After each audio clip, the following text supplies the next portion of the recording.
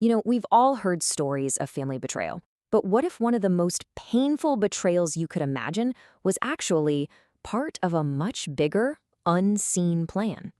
Today, we're diving deep into that very idea through the absolutely incredible story of Joseph. So, let's get right into it. And this really gets you thinking, right? It's a huge question. Can something as awful as betrayal ever be part of a grand design? Maybe even a positive one? It's a tough thing to wrap your head around, but it's the central mystery we're going to unpack here. So, where does a story like this even begin? Well, like a lot of family tragedies, it all starts with just a little spark of jealousy. But that spark quickly grows into this uncontrollable fire, a full-blown conspiracy born from pure envy. When you boil it down, the conflict really comes from two things. On one side, you've got a father, Jacob, who doesn't even try to hide the fact that Joseph is his favorite. And on the other side, 10 older brothers whose bitterness is so intense, it actually escalates into a literal conspiracy to kill him. I mean, this is way beyond sibling rivalry. This is a plot that's been stewing for years. There's an ancient proverb that just hits the nail on the head here. Wrath is cruel and anger is outrageous, but who is able to stand before envy? See, the brothers weren't just angry, they were completely consumed by an envy so powerful it just blinded them to everything: loyalty, family, basic morality, all of it. And here's where it gets even deeper. Their envy wasn't just about a fancy coat or their dad playing favorites. See, Joseph had these dreams from God, that basically predicted he was going to rule over them. So in plotting against him, they weren't just rejecting their brother. They were actively fighting against a destiny that God had already shown them. Okay, so the conspiracy is set, but the plot takes this really unexpected turn. It doesn't lead to murder, but to this moment of just total abandonment. Joseph's descent into the pit. So here's how the betrayal goes down, in 3 quick steps. First, you have the initial plan. Let's kill him. Then, you get a surprise intervention from Reuben, the oldest brother. He suggests they just throw Joseph into a pit instead, but he's secretly planning to come back and rescue him later. And this leads to the final act. Joseph is stripped of his famous coat and just left for dead in an empty pit.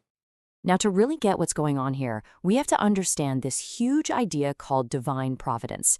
It's the belief that God is guiding everything, even our messy, flawed human plans, to achieve some ultimate purpose. Reuben's intervention is a perfect example. He thinks he's being clever, saving his brother on the sly. But from this perspective, he's actually, without even knowing it, steering the story exactly where it needs to go. It's like that proverb says, "A man's heart deviseth his way, but the Lord directeth his steps." Reuben came up with a plan to save his brother. But, according to this view, a higher power was guiding his every move, making sure Joseph didn't end up dead, but ended up right where he needed to be for the next part of this wild story. And the pit itself? Wow, it is so symbolic. The fact that it was empty, no water, it just screams total abandonment, total vulnerability. It's this place of suffering, for sure, but it also kind of foreshadows what's to come. This pit represents hitting rock bottom, a necessary descent before the incredible divine ascent that's on its way. And just when you think the betrayal can't possibly get any worse, oh, it does. The brothers spot a caravan of traitors, and their sin deepens from simple abandonment to a cold, hard, calculated financial transaction. 20.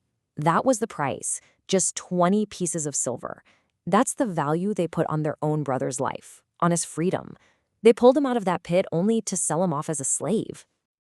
Now, for anyone familiar with the New Testament, that number, 20 pieces of silver, it's just chilling. It's this tragic foreshadowing of an even more famous betrayal, when Judas sells Jesus for 30 pieces of silver. The parallel almost feels intentional. Like it's revealing this pattern where incredible redemption can come from an act of pure human greed.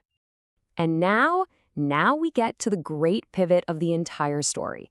Years later, Joseph has risen to become this incredibly powerful man in Egypt, and he's finally in a position to get his revenge.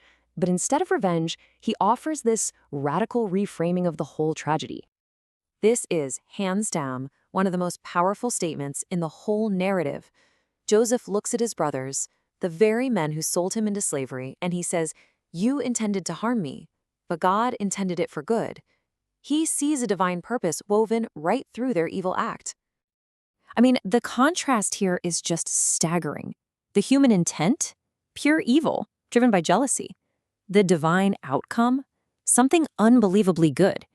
In this view, God used their malicious plot to put Joseph right where he needed to be, in Egypt, so he could save not only his own family, but the entire region from a terrible famine. Joseph even takes it a step further. He basically tells his brothers, hey, you think you're the ones who sent me to Egypt? It wasn't you. It was God. I mean, that is the ultimate expression of his faith in divine providence. He saw God's hand so clearly that it completely overshadowed his brother's sin.